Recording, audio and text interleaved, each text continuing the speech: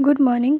BEd first year childhood and growing up paper C1 का महत्वपूर्ण क्वेश्चनों में से एक किशोरावस्था जीवन का सबसे कठिन काल है, ये माना जाता है। अब इसको लिखने का तरीका क्या है?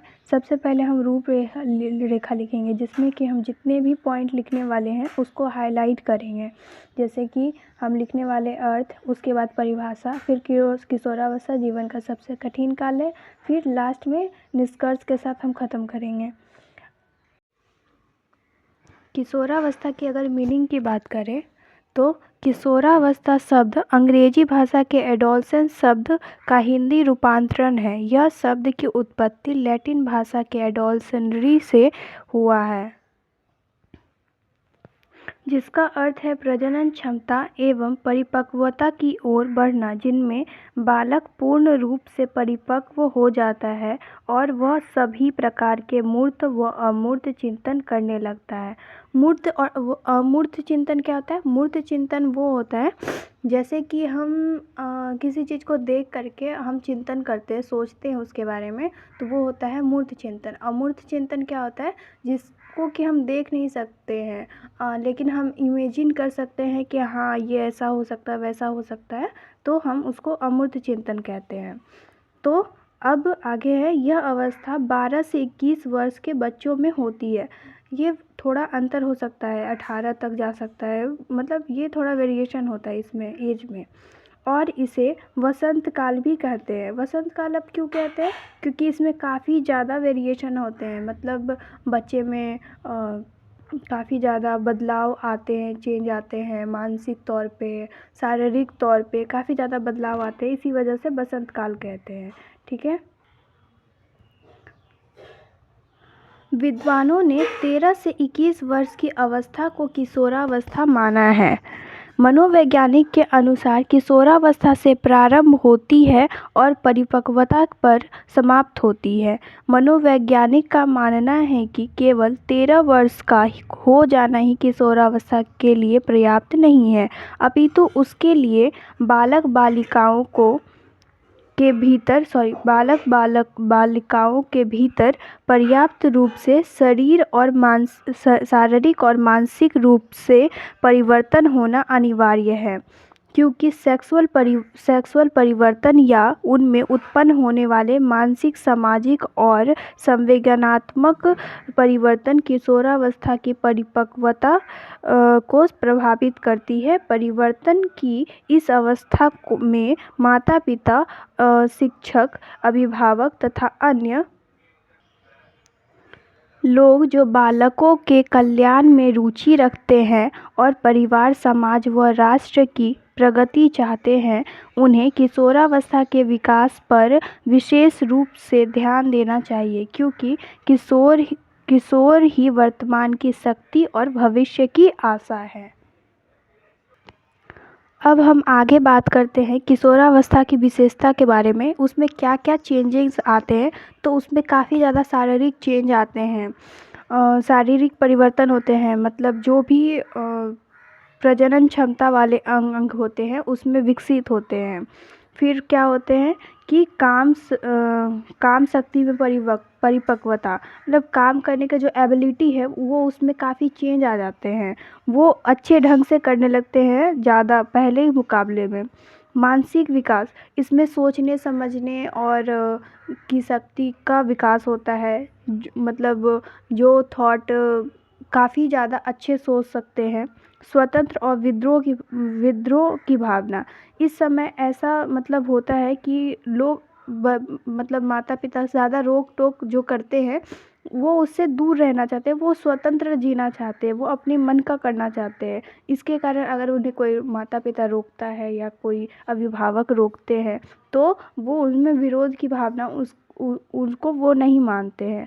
व्यवहार में परिवर्तन, इसमें बहुत ज़्यादा चेंज आ जाते हैं, वो अपने चाइल्डहुड से बहुत डिफरेंट बिहेव करना शुरू कर देते हैं। इसलिए वो महत्व की अभिलाषा, उन्हें समझ आने लगता है कि क्या चीज़ मेरे लिए इम्पॉर्टेंट है, क्या चीज़ नहीं इम्पॉर्टेंट है, ये चीज़ उनको समझ में आने लगता है और उनको उसी कोई भी कार्य को अच्छे ढंग से वो करने का कोशिश करते हैं। किशोरावस्था के हम परिभाषा के बारे में बात करें तो किशोरावस्था मानव जीवन में होने वाला एक परिवर्तन है जो बाल्यावस्था और प्रौढ़ावस्था के बीच के संधि काल है, जिनमें मानसिक और शारीरिक बदलाव का समय होता है। अब बाल्यावस्था का जो अंतिम फेज होता है और प्रौढ़ावस्था का जो प्रारंभिक फेज होता है, उसके बीच की अवस्था जो आती है, उस बीच की अवस्था को किशोरावस्था कहते हैं, जिनमें मानसिक और शारीरिक बदलाव, मानसिक बदलाव क्या होता है, जैसे कि काफ़ी ज़्यादा सोचने समझने की शक्ति उनमें विकसित हो जाती है। शारीरिक बदलाव में काफ़ी ज़्यादा, जैसे कि लड़कों में मूंछ वगैरह आना और लड़कियों में मानसिक धर्म वगैरह शुरू होना, तो इस तरह का काफ़ी ज़्यादा चेंजिंग आती हैं, तो मानसिक और शारीरिक बदलाव आते हैं। अब स्टैनले हॉल के अनुसार ये क्या कहते हैं कि किशोरावस्था बड़े संघर्ष, तनाव, तूफान और विरोध की अवस्थाएं हैं। किशोरावस्था जीवन का सबसे कठिन काल है। अब इसके बारे में देखते हैं। मानव जीवन में होने वाले परिवर्तनों में से कठिन काल किशोरावस्था को माना जाता है। इस दौरान शारीरिक, भावनात्मक और मानसिक बदलाव आते हैं। इस बदलाव की वजह से किशोरों में कई तरह की समस्याएं आती है। अब पैट्रिक महोदय जो है वो क्या कहते हैं इस अवस्था के बारे में, तो वो देखते हैं। ये कहते हैं, इस बात पर कोई मतभेद नहीं हो सकता है कि किशोरावस्था जीवन का सबसे कठिन काल है। अब इस कथन की पुष्टि में निम्नलिखित तर्क दिए जा सकते हैं। अब तर्क वो क्या क्या देते हैं, अभी देखिए। इस अवस्था में अपराधी प्रवृत्ति अपनी पराकाष्ठा पर पहुंच जाती है, जिससे किशोर में मदिरापान, धूम्रपान और नशीले पदार्थों का सेवन करने की समस्याएं आ सकती है। किशोरावस्था में हार्मोन में बदलाव आने लगते हैं, जिससे शारीरिक और मानसिक स्वास्थ्य पर असर पड़ता है। तीसरा पॉइंट क्या वो कहते हैं, इस अवस्था में किशोर अपने मूल्यों, आदर्शों और संवेगों में संघर्ष का अनुभव करते हैं, जिसके फलस्वरूप वह अपने को कभी कभी दुविधापूर्ण स्थिति में पाते हैं। चौथा पॉइंट कहते हैं, इस अवस्था में किशोर के आवेगों और संवेगों में इतनी परिवर्तनशीलता होती है कि वह प्रायः विरोधी व्यवहार करता है, जिससे उसे समझना कठिन हो जाता है। किशोरावस्था अपने आप को बचपन से अलग पाते हैं और बड़ों के व्यवहार में खुद को ढाल नहीं पाते हैं। इस अवस्था में किशोरों और बड़ों की हर बात बुरी लगती है। अब नेक्स्ट पॉइंट क्या कहता है, किशोरों में विपरीत लिंग के प्रति जिज्ञासा बढ़ जाती है। नेक्स्ट पॉइंट क्या है, इस अवस्था में किशोर को अपने जटिल समस्याओं का सामना करना पड़ता है, जैसे कि अपनी आयु के बालकों और बालिकाओं से नए संबंध स्थापित करना, माता पिता के नियंत्रण से मुक्त होकर स्वतंत्र जीवन व्यतीत करने की इच्छा करना।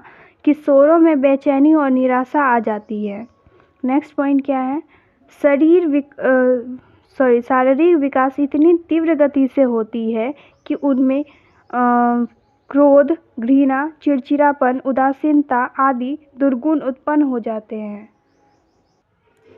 नेक्स्ट पॉइंट क्या है, किशोर में व्यवहार अवांछनीय और अशोभनीय हो जाते हैं। नेक्स्ट पॉइंट क्या है, किशोर में आत्मघाती प्रवृत्ति आने लगती है।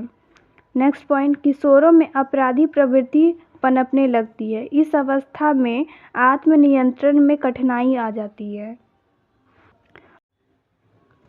किशोरावस्था में आने वाले कठिनाइयों के बारे में जितने भी ऊपर पॉइंट हमने पढ़े हैं, उसका समाधान क्या हो सकता है, उसका निष्कर्ष क्या हो सकता है, उससे कैसे हम बच्चे को बचा सकते हैं। तो इसके बारे में उपरोक्त बातों के अनुसार किशोरावस्था के निष्कर्ष के रूप में हम कह सकते हैं कि किशोरावस्था जीवन का सबसे कठिन और नाजुक काल है।